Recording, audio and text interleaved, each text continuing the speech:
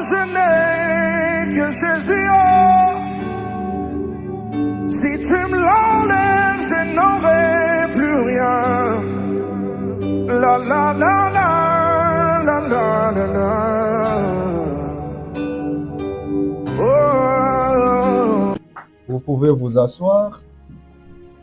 Bien-aimés, nous allons lire dans les livres de Joël au chapitre 2, versets 21 à 27. Joël se trouve dans l'Ancien Testament. Joël chapitre 2, versets 21 à 27. Le thème de notre exhortation d'aujourd'hui, c'est la restauration. Nous voulons parler de la restauration. Donc la restauration, c'est notre thème.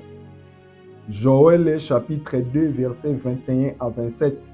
Si vous avez trouvé, vous pouvez vous mettre debout, bien-aimés, même vous qui nous suivez en ligne, pour honorer la parole de Dieu, pour respecter la parole de Dieu. Nous pouvons tous nous mettre debout pour écouter la parole de Dieu. Terre, ne crains pas, sois dans l'allégresse et réjouis-toi, car l'Éternel fait de grandes choses. Bêtes des champs, ne craignez pas, car les plaines du désert reverdiront, car les herbes porteront leurs fruits, les figuiers et la vigne donneront leurs richesses.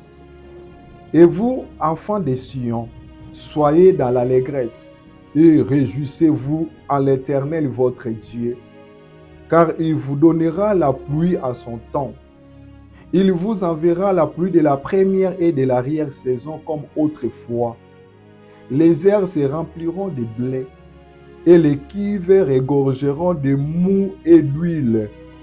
Je vous remplacerai les années qu'ont dévoré la sauterelle, les gélèques, les asiles et les gazam, ma grande armée que j'avais envoyée contre vous.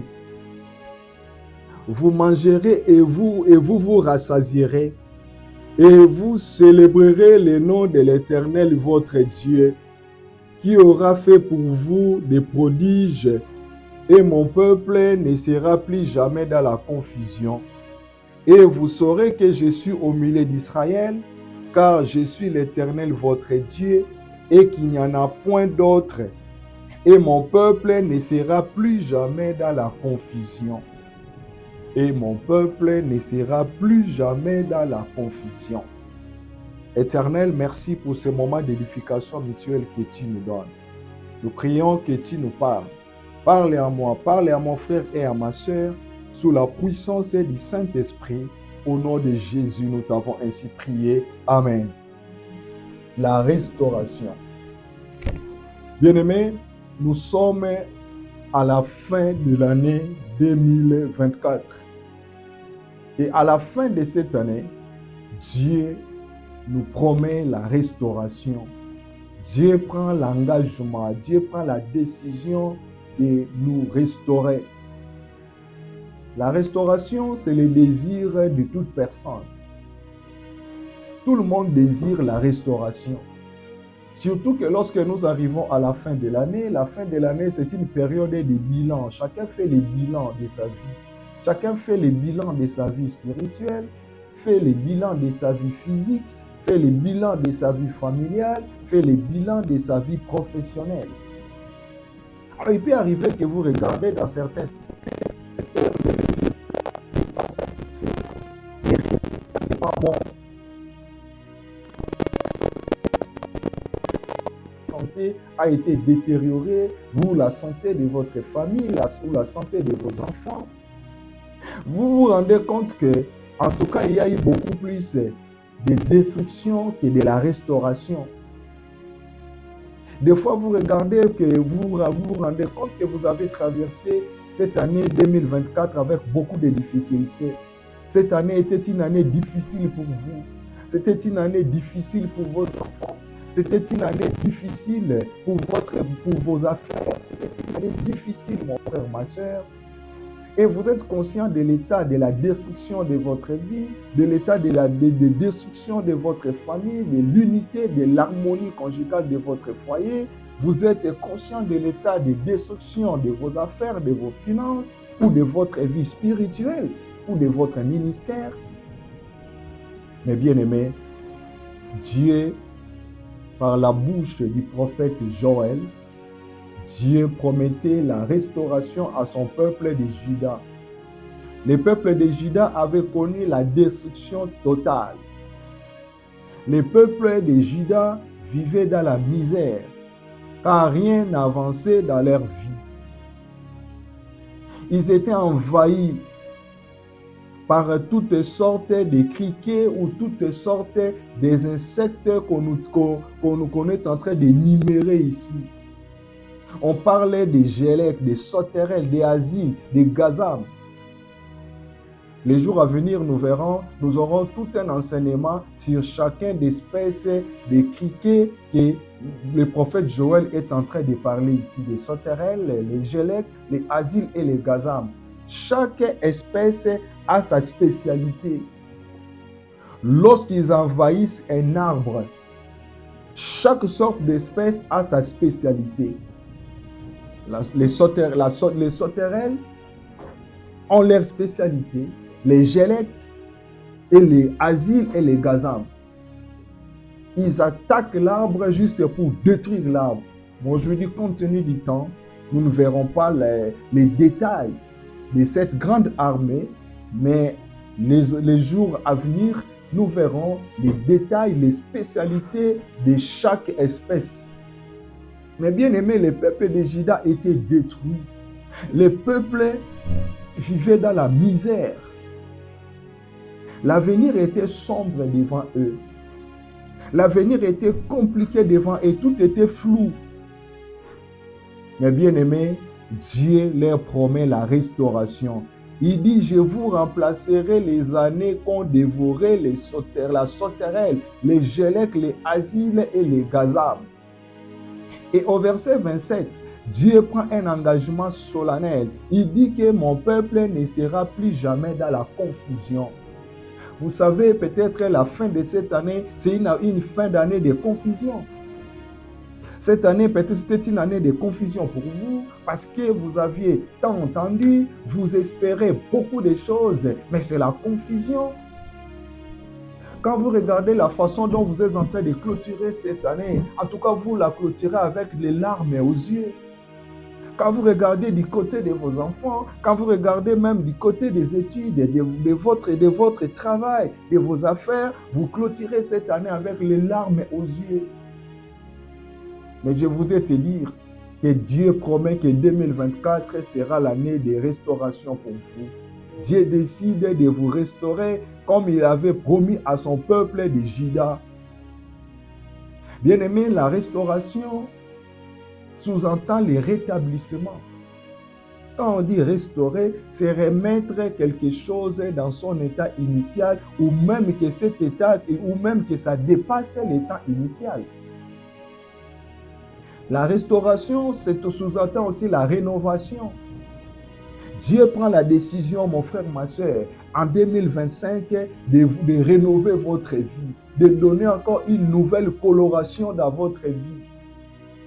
Parce que 2024, vous avez mené une vie décolorée.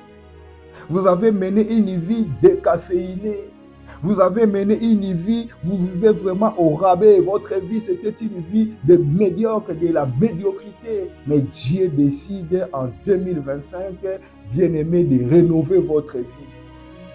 De la même manière que nous rénovons nos appartements, nous rénovons nos maisons, Dieu décide aussi de rénover votre vie. Quand une maison est rénovée, en tout cas, des fois, vous pouvez oublier que c'était votre appart. Et pour les propriétaires, si c'est un appartement à louer, une maison à louer, en tout cas, il va augmenter les prix. Parce qu'il dit qu'il regarde ce que j'ai investi pour rénover cet appartement, ce que j'ai investi comme moyen pour rénover cette maison. Voilà pourquoi je suis dans l'obligation de majorer les prix. Je suis obligé d'augmenter les prix du loyer. Parce que j'ai donné à cet appartement une autre forme. J'ai donné un autre goût. Quand vous entrez là-bas, en tout cas, vous serez dans la joie. Non, Dieu décide aussi de donner du goût dans votre vie. Dieu décide, mon frère, ma soeur, de rénover votre vie, de rénover encore votre santé. Des fois, vous avez honte vous-même de votre corps. Vous avez honte quand vous regardez comment est-ce que vous maigrissez. Vous regardez comment est-ce que, mon frère, ma soeur, votre santé se détériore. Vous avez honte de votre corps. Des fois, vous refusez de regarder au miroir. Parce que vous ne voulez plus regarder l'image que le miroir vous renvoie. Des fois, vous refusez même d'aller rendre visite aux amis, aux gens qui vous connaissez parce que vous dites que non, ils vont me poser tant de questions. Qu'est-ce qui vous arrive? Pourquoi avez-vous fané? Qu'est-ce qu'il y a? Mais Dieu décide de rénover votre vie en 2025. Dieu décide, la restauration, c'est aussi le fait, mon frère, ma soeur, de rétablir, c'est le rétablissement, la réhabilitation. Dans la restauration, Dieu décide aussi de nous réhabiliter dans nos droits. Alors pourquoi Dieu tient-il à restaurer son peuple? Pourquoi? Pourquoi Dieu ne pouvait pas laisser le peuple de Juda? Pourquoi Dieu ne peut pas nous laisser tels que nous sommes? Bien-aimés, premièrement, Dieu tient à nous restaurer parce que la restauration fait partie de son plan pour l'homme qu'il a créé à son image.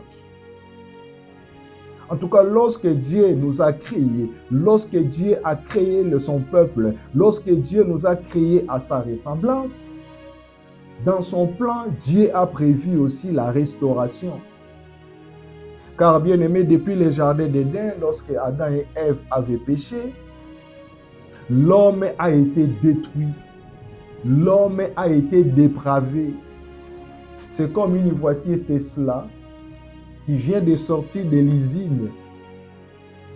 Et sur la route, au bout de 2 minutes, 3 minutes, il y a un accident à telle enseigne que la voiture Tesla tellement déclassée que la voiture devient méconnaissable. On vous dit qu'en tout cas, même quand vous appelez la compagnie d'assurance, ils font l'évaluation, l'estimation, ils déclarent cette voiture-là une perte totale, car il n'y a plus rien à récupérer. C'était en fait ce qui s'est passé au jardin d'Éden. Lorsque Adam et Ève avaient péché, les péchés les avaient dépravés. On ne pouvait plus reconnaître Adam et Ève comme étant des gens créés à l'image de Dieu. Alors que l'être humain, c'est la seule créature qui a été créée à l'image de Dieu. Les lions, les tigres, les ours n'ont jamais été créés à l'image de Dieu. Même les anges ne sont pas créés à l'image de Dieu. C'est pourquoi des fois, même les démons sont jaloux de nous, les êtres humains. C'est pourquoi des fois, nous manquons de raisons. Quand on nous dit d'adorer Dieu, nous cherchons quels sont les mots que je vais dire pour adorer Dieu. Mais tu peux adorer Dieu ne fût-ce que même du fait qu'il t'a créé à son image. Tu dis que mon Dieu, merci parce que tu ne m'as pas créé, tu m'as créé à ton image. Je sais que le lion est jaloux de moi. C'est pourquoi, Seigneur, l'ours est jaloux de moi. Je te loue, je t'adore parce que tu m'as créé à ton image. Alors l'homme était dépravé. L'homme était devenu méconnaissable. Quand je dis l'homme, c'est H à majuscule. C'est y compris l'homme et la femme qui ont été créés à l'image de Dieu. Mais du fait que Dieu, dans son plan initial, avait besoin que l'homme puisse vivre une vie heureuse, puisse vivre une vie de paix et de joie, déjà les jardins dans lesquels Dieu avait introduit Adam et Ève, on nous dit que c'était un jardin de délices. Il ne manquait de rien, mais les péchés avaient tout bousillé. Les péchés avaient tout chamboulé, comme on dit chez nous au Québec. Alors, Dieu, dans sa miséricorde, malgré les péchés, malgré la dépravation de l'homme, malgré la destruction de l'homme, bien-aimé, Dieu avait décidé de restaurer l'homme qui a été créé à son image. C'est pourquoi Dieu avait décidé d'envoyer Jésus-Christ venir dans ce monde. C'est pourquoi la Bible dit que Jésus est le second Adam qui est venu pour restaurer l'image de Dieu qui a été dépravée par les péchés. Jésus est venu, il est mort à la croix. Par son sacrifice expiatoire et vicarial, Jésus a sauvé l'homme. Jésus a restauré l'homme. C'est pourquoi même les jours où on avait arrêté Jésus, on l'amène devant Pilate. Lorsque Pilate présente Jésus devant la foule, Jésus dit, voici l'homme. En d'autres termes, voici l'homme idéal en qui Dieu décide de vous restaurer. C'est pourquoi dans Jean chapitre 3, le verset 16, la Bible nous résume l'amour de Dieu pour les êtres humains. La Bible nous résume l'amour de Dieu, car Dieu a tant aimé le monde qu'il a donné son Fils unique, afin que quiconque croit en lui ne périsse point, mais qu'il ait la vie éternelle. Et bien aimé, dans quelques jours, nous allons célébrer la fête de Noël. Ne célèbre pas la fête de Noël sans connaître son essence, sans connaître sa racine. Si pour toi, Noël, c'est seulement à mettre les sapins chez toi à la maison, c'est seulement faire l'échange des cadeaux, manger la dinde comme c'est de la coutume chez nous en Amérique. Si pour toi, Noël, c'est seulement aller visiter, vous attendez qu'il y ait la neige, qu'il y ait Noël blanc, mais sans connaître que c'est Noël, nous fêtons Noël parce qu'il y a quelqu'un qui avait décidé de venir dans ce monde, restaurer l'homme qui était dépravé par les péchés et que tu ne connais pas ce Jésus-là, la Noël que tu fêtes pour toi n'a pas de sens. Mais la racine principale, le fondement de Noël se résume à la personne de Jésus-Christ, le sauveur de l'humanité. C'est pourquoi à l'occasion de cette fête de Noël de 2024, si tu n'as jamais fait l'expérience de la nouvelle naissance, si tu n'as jamais donné ta vie à Jésus-Christ, faites-le. Dis-lui Jésus, à l'occasion de cette fête de Noël, je te donne ma vie. J'ai besoin que tu sois mon sauveur et mon Seigneur. Donc, la restauration fait partie du plan merveilleux de Dieu pour l'homme. C'est pourquoi en 2025, Dieu décide de restaurer son peuple. Deuxième raison, pourquoi Dieu tient-il à restaurer son peuple? C'est à cause de son amour et de sa compassion. Dieu n'est pas content lorsque tu pleures. Dieu n'est pas content lorsqu'il regarde comment est-ce qu'en cette année 2024, tu as connu des échecs et des échecs. Dieu n'est pas content que tu clôtures cette année 2024 dans tes comptes à banque, c'est 0-0.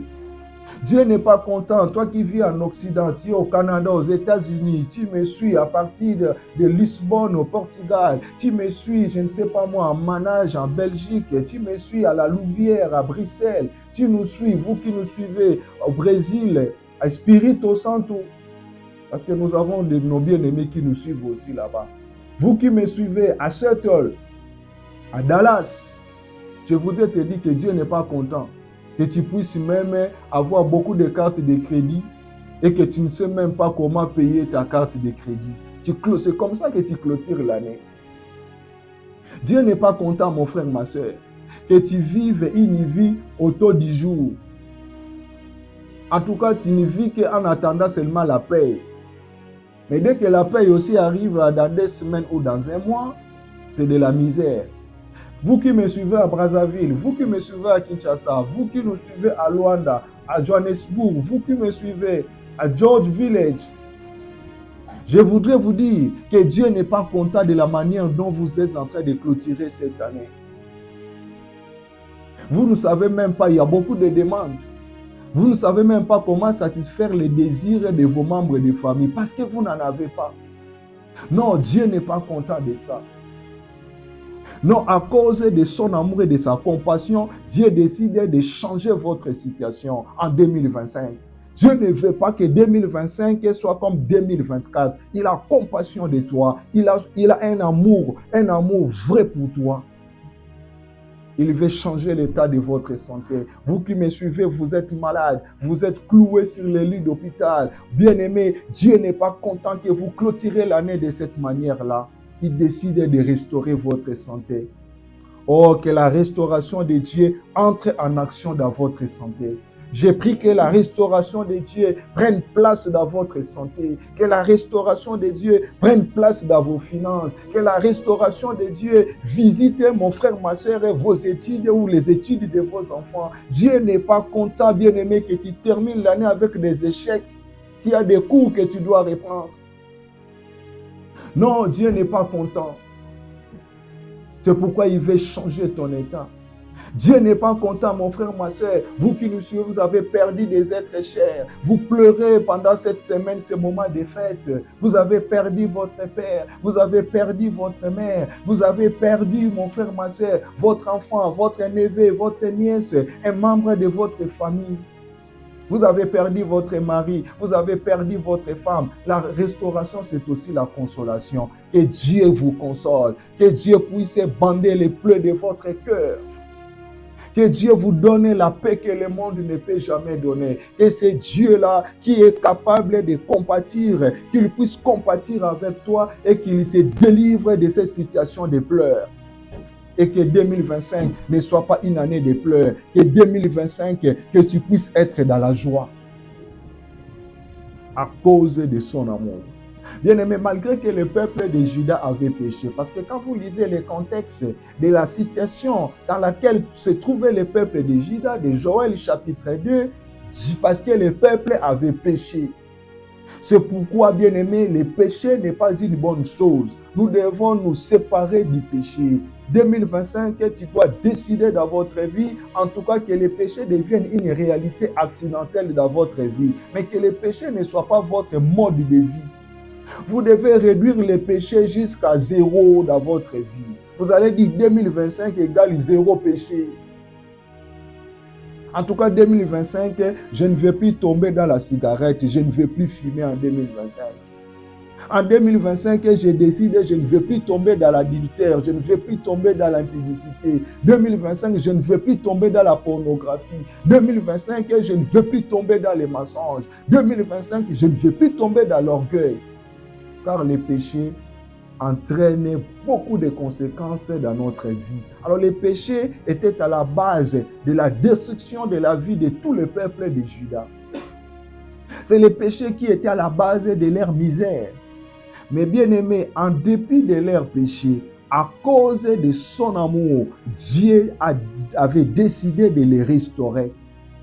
Je voudrais aussi te rassurer que malgré ta vie, malgré tout ce que les gens disent de toi, malgré tes faiblesses, Dieu décide de te rétablir. Dieu décide de te restaurer, car son amour crie plus fort que tes péchés, car son amour crie plus fort que tes faiblesses. Même il décide de restaurer la vie de vos enfants. Il décide de restaurer la paix de votre famille. Il décide de restaurer vos affaires. Il décide de restaurer votre travail. Parce que sinon, les occultistes vont se taper la poitrine. Ils vont dire qu'en tout cas, il faut venir dans l'occultisme parce que ça paye mieux ici. Non, c'est pourquoi en 2025, Dieu a décidé, mon frère, ma soeur, il veut que les gens puissent réaliser, il est le Dieu de gloire dans votre vie. Il veut faire éclater sa gloire dans votre vie. Dieu veut faire éclater sa gloire dans votre famille. C'est pourquoi même toi-même, tu peux prier. Seigneur, en 2025, j'ai besoin que tu agisses dans ma vie. J'ai besoin que tu n'agisses pas parce que je suis bon ou bonne personne devant toi, mais j'ai besoin à cause de ton honneur.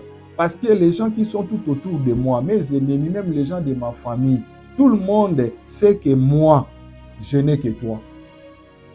Je ne suis pas membre d'un mouvement occulte. Je ne suis pas sorcier, je ne suis pas sorcière, je ne connais pas la sorcellerie. Je n'ai pas de bagues, je n'ai pas de pentacles, je n'ai pas, mon Dieu, des omulettes qu'on m'a données pour réussir, pour prospérer dans la vie. Je n'ai que toi. Moi je n'ai que Jésus, oh. Si tu me l'enlèves, je n'aurai plus rien. La la la la la la. Moi je n'ai que Jésus. Tu peux lui dire ça. Je n'ai que toi. Si tu me laisses, qui pourra encore s'occuper de moi? Seigneur, pour mes enfants, pour ma famille, je n'ai que toi. Du fait que même les gens qui m'entourent, mon Dieu, ils savent que je n'ai que toi. À cause de ton honneur, mon Dieu, agis, manifeste-toi. Ouvre cette porte. Il le fera. Amen. Alors, bien-aimés, lorsque Dieu restaure son peuple, il change notre état. Il change l'état de votre vie. Vous quittez l'état de la destruction vers la restauration. Vous quittez l'échec vers la réussite. Vous quittez la maladie vers la bonne santé. En fait, il y a un déménagement qui s'est fait. Oh, j'ai besoin en 2025 que le déménagement se fasse dans votre vie. Que vous quittez, bien-aimé, l'état de la maladie vers l'état de la bonne santé.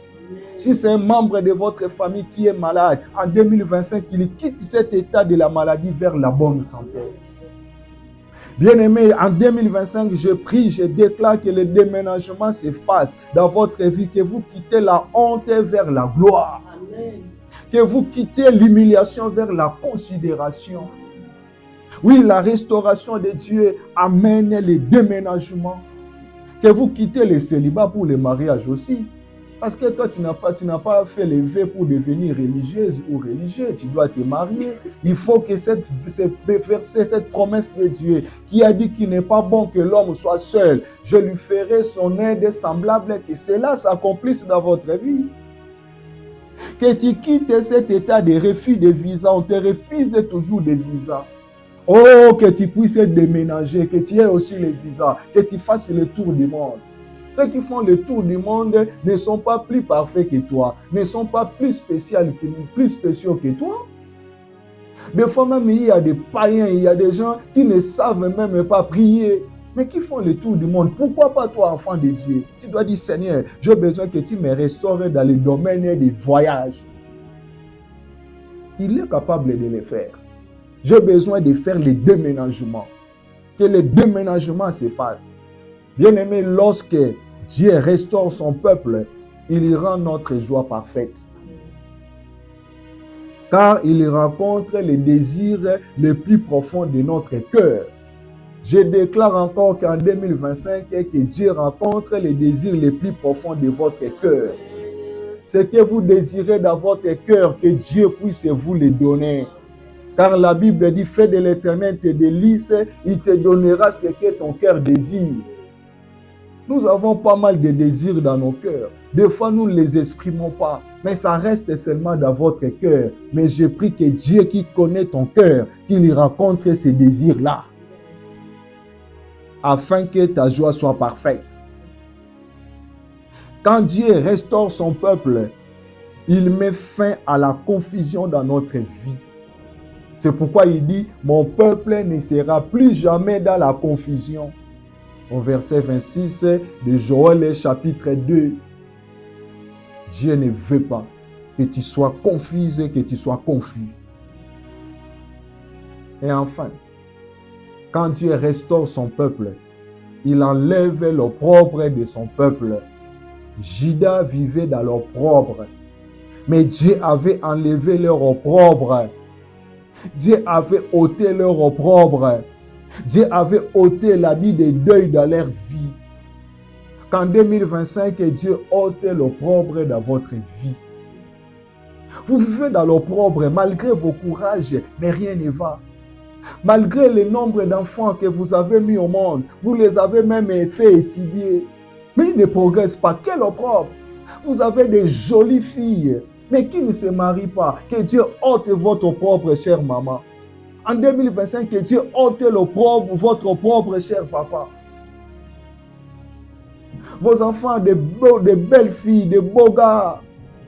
Mais vos enfants ne font que des enfants chez vous à la maison. On ne les a jamais honorés. Ils sont allés dans les foyers de dettes. C'est ce que on a dit à Lingala, Limabala Nyongo, Babala Bangote, Bakenda Ofele, Lipo Fele, Mateko Fele. Non, nous avons l'homola soni na yo maman. Yo pozo mérité, vous méritez maman d'être là les jours où votre enfant, on est en train de mettre la bague dans son doigt. Oh, vous méritez ça maman, vous méritez ça. Que Dieu ôte votre opprobre. Vous Vous êtes là, vous pleurez, vous dites, mais cet homme ne peut pas m'honorer. J'ai fait déjà autant d'enfants avec lui. Est-ce que moi, je ne peux pas porter la robe de mariage? Oui, que Dieu ôte votre robe en 2025. Vous êtes là, vous travaillez comme une machine. On vous fait travailler, mais on ne reconnaît pas vos mérites. Ce sont les autres qui sont promus. Ce sont les autres qui ont des missions de service internationales. Vous seulement des missions, c'est à l'intérieur de votre pays. Alors que c'est vous qui faites tout. C'est vous qui préparez les dossiers. Non, je prie qu'en 2025, que Dieu ôte cette opprobre-là. Que toi aussi, tu puisses être promis. Que tu puisses connaître la promotion. Que Dieu ouvre des portes de missions à l'international aussi pour vous. Que Dieu les fasse. Vous vivez dans la honte, dans l'opprobre. Ça fait autant d'années que vous êtes dans ces pays-là. Pas de papiers. Vous avez tout fait. Non, je prie qu'en 2025, que Dieu vous donne les papiers. Car ce ne sont pas les autorités de ces pays-là qui ont créé ces pays-là. C'est votre Dieu qui l'a créé. Que Dieu qui touche, que c'est Dieu-là qui touche les cœurs des rois, qui lui touche les cœurs de ceux qui traitent votre dossier. Dieu est capable, il est le Dieu de la différence. Il est capable de faire la différence dans votre vie. Aujourd'hui, dans pas mal de pays, les règles d'immigration sont en train de changer. Ils sont en train de durcir les règles. Alors vous qui me suivez, vous êtes dans un pays étranger, vous craignez. Vous dites qu'est-ce que je ne serai pas déporté. Peut-être que vous êtes ici chez nos voisins aux États-Unis, nos voisins ici, vous avez peur. Car vous dites, en tout cas dans quelques jours, c'est le mois de janvier. Je ne vais pas donner tous les détails, mais toi-même tu connais ce dont je suis en train de parler. Vous craignez. Ne craignez pas. Dieu est capable de changer les règles. En Égypte, Dieu avait modifié les règles d'Égypte. Un étranger était devenu le premier ministre. Dieu avait modifié des règles. Daniel à Babylone a été élevé. Dieu est capable de modifier les règles pour vous. Il est capable de vous donner les papiers. Même pendant les moments de crise, Dieu avait fait nourrir Élie.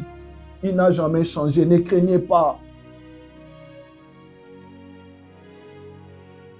À la fin de cette année, ne sombre pas dans le désespoir. Faites confiance en Dieu car il est capable de vous restaurer. Que Dieu bénisse sa parole. J'aimerais que toi-même tu pries. Tu demandes à Dieu que Seigneur, je te présente le bilan de ma vie de cette année 2024. Je te présente l'état de destruction de ma vie. L'état de destruction de ma famille, l'état de destruction de mes finances, l'état de destruction de mes relations. Mais mon Dieu, tu m'as dit aujourd'hui que tu ne veux pas que je continue avec cet état en 2025. Je prie que tu me restaures en 2025. Prie mon frère, ma soeur. Prie à Dieu. Prie, bien-aimé, prie. Toi-même, tu connais votre vie. Nous sommes à la fin de l'année, c'est le mois de décembre. Certainement, tu as déjà fait les bilans. Regarde ta santé. Est-ce que vraiment le bilan est positif du côté de la santé? Est-ce qu'en 2024, le bilan de la santé de vos enfants, de votre mari, de votre femme est positif ou négatif? N'étiez-vous pas plus malade qu'en bonne santé? Voulez-vous continuer dans cet état-là en 2025? Regarde du côté des finances, est-ce que vraiment le bilan est positif? Jette un coup d'œil dans votre compte bancaire. Avez-vous combien? Est-ce que étiez-vous content du salaire que vous aviez en 2024? Voulez-vous continuer avec ces salaires-là? Là où vous travaillez, on vous a parlé de l'augmentation salariale, mais ils ont seulement ajouté quelques sous. Est-ce que êtes-vous content de continuer comme ça? Avec ce salaire-là, vous n'êtes pas capable de réaliser vos projets. Vous n'êtes pas capable d'économiser. Vous vivez encore dans la pauvreté, mon frère, ma soeur. Si avec ce que vous gagnez, vous n'êtes pas capable d'épargner, si c'est seulement l'argent que vous gagnez, c'est pour la nourriture, vous payez les loyers, vous payez des factures, il ne vous reste rien. Vous payez, je ne sais pas moi, vous payez des factures, il ne vous reste rien. Vous êtes incapable d'épargner. Vous vivez dans la pauvreté. Vous êtes encore pauvre. Est-ce que voulez-vous continuer dans cet état-là en 2025? Oh, dis à Dieu, Seigneur, restaure mes finances, s'il te plaît. J'ai besoin que mes finances soient restaurées, que les finances de ma famille soient restaurées. Est-ce que votre vie spirituelle, le bilan de votre vie spirituelle est positif? Non, dis à Dieu, Seigneur, restaure ma communion avec toi en 2025. Restaure mon ministère en 2025. Oh, je connais un ministère chaotique. Mon Dieu, restaurez ma vie spirituelle en 2025. Prie, mon frère, ma soeur, que Dieu restaure votre foyer. Que le Dieu de la restauration vous restaure.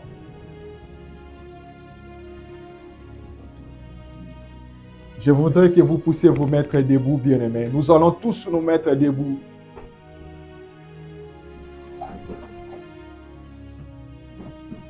Dans quelques jours, dans moins de 10 jours, nous allons quitter 2024. Nous déménageons pour 2025. Alors, bien-aimés, tu vas prier pour refuser de déménager avec les lots, les mots, les mauvaises choses de 2024. Tu ne peux pas déménager avec ça. Vous savez, lorsque nous faisons les déménagements, nous trions, nous ne partons pas avec des vieilles choses, des choses qui sont inutiles et nous les laissons. Nous disons que non, ça ne va pas aller dans ma nouvelle maison. C'est la même chose pour 2025. Tu vas refuser de déménager avec la maladie. Tu vas refuser de déménager avec le célibat. Tu vas refuser de déménager avec les pleurs. Tu vas refuser de déménager avec la trahison. On vous a toujours trahi, même dans l'amour, on vous trahit.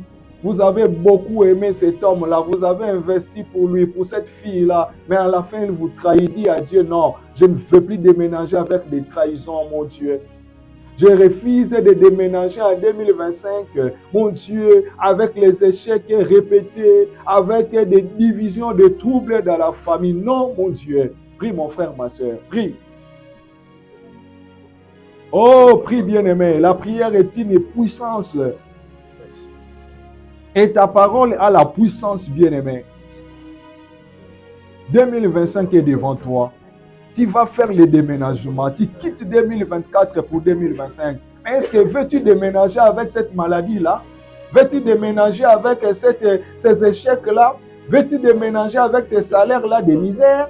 Veux-tu déménager avec ces postes-là où depuis que tu es là, pas de promotion? Veux-tu déménager avec des refus de visa et de papiers?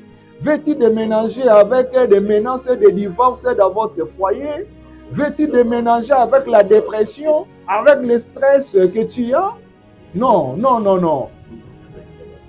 Oh Seigneur Jésus, je sais que dans quelques jours, moi je vais faire le déménagement. Je vais déménager, je vais quitter 2024 pour 2025. Mais je ne vais pas déménager avec les choses qui m'avaient fait pleurer en 2024. Je ne vais pas déménager avec les choses qui m'avaient rabaissé en 2024.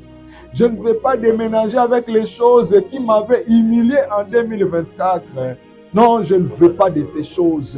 Je ne veux pas déménager avec les pleurs. Je ne veux pas partir avec les échecs. Je ne veux pas partir avec les blocages. Je ne veux pas partir et déménager avec la trahison. Je ne veux pas déménager avec la sécheresse. Je ne veux pas déménager avec la mort.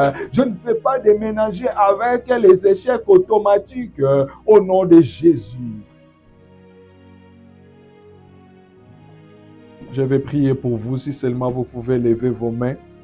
Je vais prier pour vous, mes frères et sœurs. Je prie que 2025 soit une année de la restauration pour vous. Je prie que le Dieu qui a promis la restauration puisse vous restaurer. Je prie que c'est Dieu qui a dit dans sa parole qui va vous remplacer les années qu'avaient dévoré les sauterelles, les hasards, les gazim, que les gazam et les asiles et les gélèques, que Dieu vous remplace les années que vous avez perdues. Que 2025 soit l'année de la multiplication pour vous. Que 2025 soit l'année de la rénovation pour vous. Que 2025 soit l'année de la réhabilitation pour vous. Que Dieu puisse restaurer votre santé. Que Dieu restaure vos finances. Que Dieu restaure la paix de votre cœur. Que Dieu restaure la paix dans votre famille. Que 2025, Dieu restaure vos relations. Je refuse que tu déménages avec les choses qui t'avaient fait pleurer. Je déclare que ces choses vont rester en 2024. Je refuse que tu déménages avec les choses qui t'avaient humilié, qui t'avaient rabaissé. Je déclare que ces choses vont rester en 2024. Au nom de Jésus-Christ de Nazareth, je prie que tu ne sois plus dans la confusion. Que 2025 ne soit pas l'année de la confusion, comme Dieu dit dans sa parole. Je déclare que tu ne seras pas confus, que tu ne seras pas confuse en 2025 et que tu verras clair dans tout ce que vous allez entreprendre. Que Dieu vous garde fidèle à lui, au nom de Jésus. Amen. Acclamons pour notre Seigneur.